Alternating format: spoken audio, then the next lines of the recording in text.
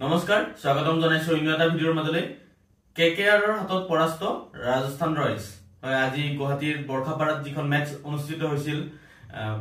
Rajasthan Royals আৰু কেকেআৰৰ মাজত আজি কেকেআৰৰ হাতত পৰাস্ত হ'বলগীয়া হয় ৰাজস্থান ৰয়েলছ ৰিয়ান পৰাগ বাহিনী আৰু কেপ্টেইন হিচাপে ৰিয়ান পৰাগৰ যেহেতু 2 নম্বৰখন মেচ আছিল আৰু দ্বিতীয়খন মেচতো পৰাস্ত হ'বলগীয়া হ'ল ৰিয়ান পৰাগ বাহিনী ৰাজস্থান ৰয়েলছে যেহেতু আগৰ মেচখনো সানৰাইজাৰ্ছ হায়দৰাবাদৰ এগেইনষ্টত হাৰিছিল আজি দ্বিতীয়খন মেচ যেহেতু কেকেআৰৰ মাজত আছিল আজিও পৰাস্ত হ'বলগীয়া হ'ল ৰাজস্থান ৰয়েলছ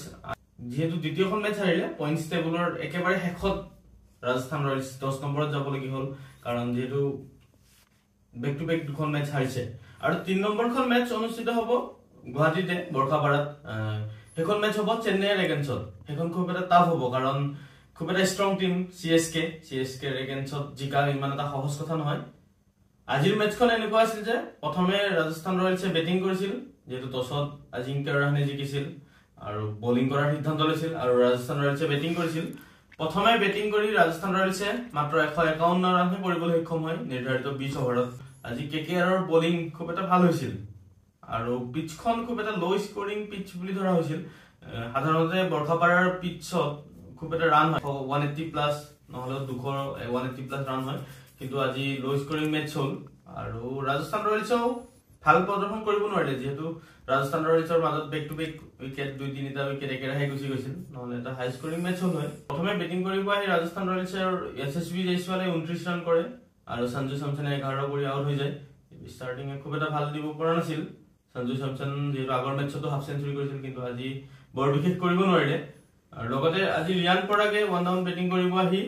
25 ৰানৰ এটা ইনিংস খেলে মাত্ৰ 15টা বলত যত নেকি 3টা 6 আছিল 164 ষ্ট্ৰাইক ৰেটেৰে খেলিছিল যদিও ৰিয়ান পৰাগে ষ্টাৰ্ট পাইছিল কিন্তু দীঘলীয়া ইনিংস খেলিব নোৱাৰিলে অলপ দীঘলীয়া ইনিংসটো লৈ যাব লাগিছিল কিন্তু বৰুণ চক্ৰৱৰ্তীৰ হাতত ৰিয়ান পৰাগ আউট হৈ যায় লগতে নীতিশ ৰাণা 8 ৰান কৰে আৰু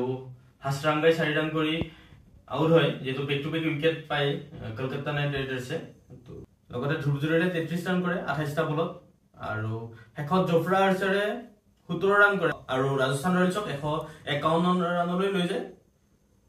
আজি কলকাতা নাইট ৰাইডাৰ্ছৰ বলাৰসকলে খুব এটা ভাল প্ৰদৰ্শন কৰে কলকাতা নাইট ৰাইডাৰ্ছৰ হৈ বৰুণ চক্ৰৱৰ্তীয়ে দুটাকৈ উইকেট ল'বলৈ সক্ষম হয় যত নেকি ৰিয়ান পৰাগৰ এটা উইকেট আছিল আৰু 4 অভাৰত মাত্ৰ 17 ৰান দিয়ে আৰু ইমান সহজ নহয় যে বৰুণ চক্ৰৱৰ্তীৰ বলত ইমান ৰান কৰিবলৈ আৰু লগতে বৈভৱ আৰোৰাই 4 অভাৰত 33 ৰান দি দুটা উইকেট লয় আৰু লগত হৰ্ষিত ৰাণাই দুটা উইকেট ল'বলৈ সক্ষম হয় যেহেতু খুব এটা ভেৰাইটি আনে যেহেতু স্লোৰ ৰান খুব মাৰে 152 ৰানৰ টাৰ্গেট চেজ কৰিব আহি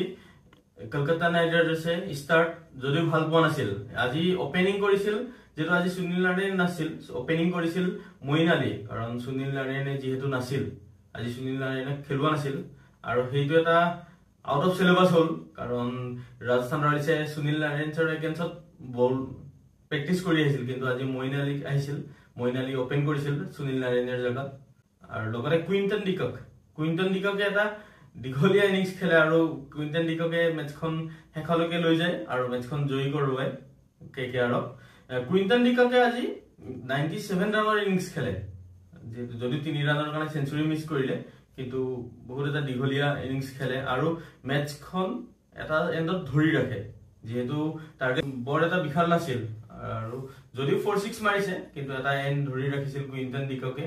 আৰু শেষলৈকে লৈ গৈছিল আৰু এয়া দ্বিতীয়খন খেল যে কুইন্টন ডিককৰ কেকেআৰৰ হৈ কুইন্টন ডিককে মাত্ৰ 61টা বলত 97 ৰান কৰে আৰু যত কুইন্টন ডিককৰ ইনিংছত আছিল 8টা 4 আৰু 6টা 6 লগতে আজিংক্য ৰাহানে 18 ৰান কৰে 15টা বলত আৰু ৰঘুবংশীয়ে 22 ৰান কৰে মাত্ৰ 17টা বলত আৰু কেকেআৰে 17.3 অভাৰতে নিৰ্ধাৰিত লক্ষ্য স্থানত উপনীত হয় আৰু 8 উইকেটত পৰাস্ত কৰে ৰাজস্থান ৰয়েলছক আৰু ৰিয়ান পৰাগৰ শেষৰখন মেচ এজ এ কেপ্টেইন গুৱাহাটীত অনুষ্ঠিত হ'ব 30 তাৰিখে সিএসকে এগেইনষ্টত ইমান এটা সহজ নহব যেহেতু সিএসকে খুব এটা ষ্ট্ৰং টিম আমি আশা কৰিম যে ৰিয়ান পৰাগে ভাল প্ৰদৰ্শন কৰক আহিবলগীয়া মেচবিলাকত আৰু বৰ্তমান পইণ্টছ টেবুলত ৰাজস্থান ৰয়েলছ শেষৰ স্থানত আছে যেহেতু বেক টু বেক দুখন মেচ হাৰিছে আৰু প্ৰথম স্থানত সানৰাইজাৰ্ছ হায়দৰাবাদ আছে আৰু দ্বিতীয় স্থানত আছে আৰসিবি যদিও ৰাজস্থান ৰয়েলছ মেচখনত দুখন মেচত হাৰিছে ষ্টাৰ্ট ভাল নহল তথাপিও এতিয়াও সময় আছে যদি পিছৰ মেচবিলাক যেতিয়াও বহুত কেইখন মেচ আছে যদি ভালদৰে খেলে এতিয়াও কোৱালিফাই কৰাৰ চান্স আছে এনেকুৱা নহয় যে প্ৰথম দুখন হাৰি গ'ল বুলি কোৱালিফাই কৰিব নোৱাৰিব কিন্তু কেপ্টেইনচি অলপ ভাল কৰিব লাগিব আৰু ৰিয়ান পৰাগ যেহেতু ইয়াং ষ্টাৰ তথাপিও কেপ্টেইনচি ইমান এটা ভাল নহ'ল কাৰণ জফ্ৰা আৰ্চাৰৰ মাত্ৰ 2.3 অভাৰহে বল কৰাইছে আৰু হাছৰাংগাকো 3 অভাৰহে কৰালে কিন্তু হাছৰাংগাক আৰু এটা অভাৰ দিব পাৰিলে হয় কাৰণ ৰাজস্থান ৰয়েলছৰ হৈ হাছৰাংগাই বল যেহেতু এটা উইকেট লৈছে আৰু লগতে তুষাৰ দেশপাণ্ডেক মাত্ৰ এটা অভাৰহে দিয়া হৈছে কিন্তু তুষাৰ দেশপাণ্ডেক আৰু বল কৰিব দিব পাৰিলেহেঁতেন আজি ৰিয়ান পৰাগে ভাল বলিং প্ৰদৰ্শন আগবঢ়ায় ৰিয়ান পৰাগে 4 অভাৰত মাত্ৰ 25 ৰানে দিয়ে যদিও এটা উইকেট নাপায় কিন্তু ৰিয়ান পৰাগে ভাল বলিং প্ৰদৰ্শন কৰে মাত্ৰ 25 ৰান দিয়ে 4 অভাৰ আহিবলগীয়া মেচবিলাকত ভালদৰে প্ৰদৰ্শন কৰক আৰু কোৱালিফাই কৰিবলৈ এতিয়াও সময় আছে যেহেতু 3 নম্বৰখন মেচ হৈ যোৱাৰ পিছত আকৌ সঞ্জু চেমছন আহিব যদি ভিডিঅ'টো ভাল লাগিল লাইক কমেন্ট কৰি দিব আৰু যদি পেজটোলৈ নতুনকৈ আহিছে পেজটো ফলো কৰি দিবলৈ নাপাহৰিব এইদৰে ক্ৰিকেটৰ সকলোবিলাক আপডেট দি যাবলৈ মই চেষ্টা কৰিম ধন্যবাদ